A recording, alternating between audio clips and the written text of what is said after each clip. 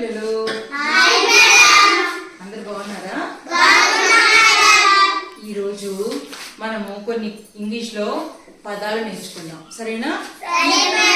ఈ పదాలు ప్రతిరోజు మనం వాడుకుంటూ ఉంటాం, బడికి వచ్చిన దగ్గర నుంచి ఇంట్లో ఎప్పుడు కూడా. కాబట్టి ఈ పదాలన్నింటినీ కూడా ఇంగ్లీష్ లో నేర్చుకుందామా? సరే, నేను చెప్తాను, మీరు చెప్పండి, సరేనా? పీపుల్ ప్రజలు, స్కూల్ స్కూల్ అంటే ఏంటి? ఇల్లు, పాఠశాల. స్కూల్ పాఠశాల. ఫ్రెండ్స్ అంటే స్నేహితులు. Very good. మీట్ కలవడం.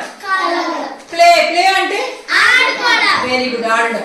క్లాస్ రూమ్ అంటే తరగతి గది. ఇదే ఈ గదిని క్లాస్ రూమ్ అంటారు. డాల్ అంటే ఏంటి?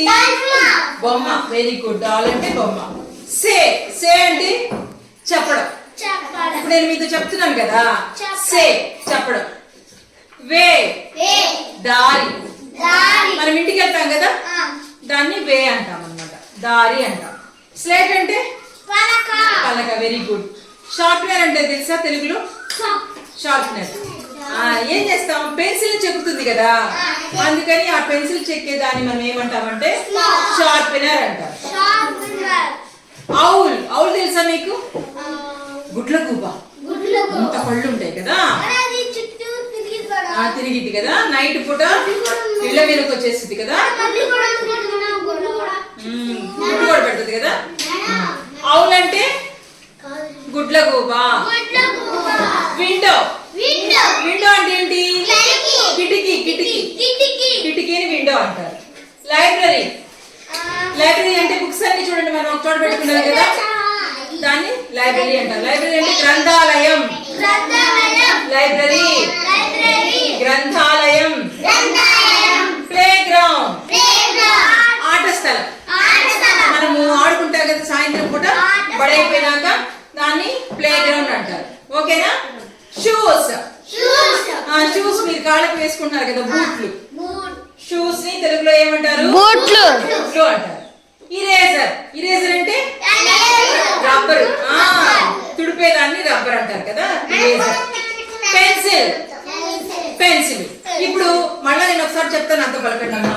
పీపుల్ ప్రజలు, స్కూల్ పాఠశాల, ఫ్రెండ్స్ స్నేహితులు, మీట్ కలవడం, ప్లే ఆడడం, క్లాస్ రూమ్ తరగతి గది, డాల్ బొమ్మ, సే చెప్పడం, వే దారి, స్లేట్ పలక, షార్ప్నర్ పెన్సిల్ ని పదును పెట్టేది, అవుల్ గుడ్లగూబ, విండో కిటికీ, లైబ్రరీ గ్రంథాలయం, ప్లే గ్రౌండ్ ఆట స్థలం, షూస్ బూట్లు, ఇరేజర్ రబ్బరు, పెన్సిల్. అయితే మీరు ఈ నోట్స్ లో రేపు రాసుకొని రావాలి. తెలుగులో చెప్తాను, ఇంగ్లీష్ లో అర్థం రాసుకొని రావాలి. ఫ్రెండ్స్, మీరు కూడా కామెంట్ సెక్షన్ లో రాసేయండి.